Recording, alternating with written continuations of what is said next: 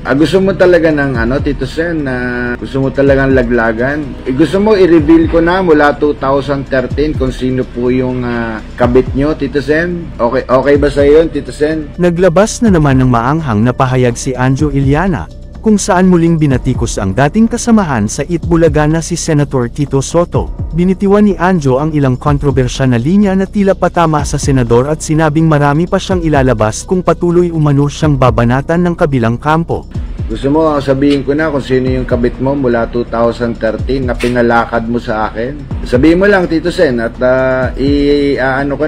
i-box reveal ko na. Sasabihin ko na sa taong bayan kung sino yung kabit mo mula 2013. Sige lang, banatan nyo lang ako at marami pa akong ilalabas.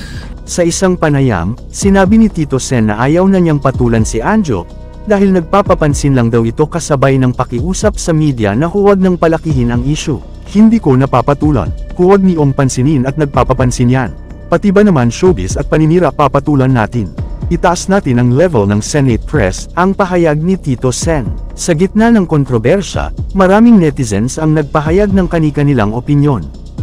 Ang ilan ay nagpuri sa ginawang pagtitimpi ni Soto, habang may ilan namang naniniwalang dapat niyang linawin ang isyu upang tuluyang matapos ang mga espekulasyon. Gayunpaman, malinaw na pinili ng senador ang tahimik na ruta, isang hakbang na tila nais niyang ipakita bilang simbolo ng respeto sa kanyang posisyon at sa Senado. Masama sa panlasa. Oo. Dati kang dabarkads, di ba?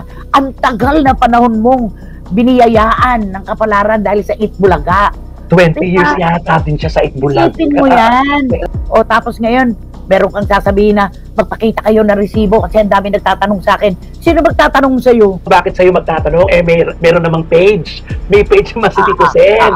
Huwag mong tanungin yung tuition ng mga pinag-aaral dito, Sen. Wala kang pakialam doon. At saka nakakahiya itong ginagawa mo. Pagkatapos kang tulungan, ito igaganti mo sa mga tao na nagpala sa'yo.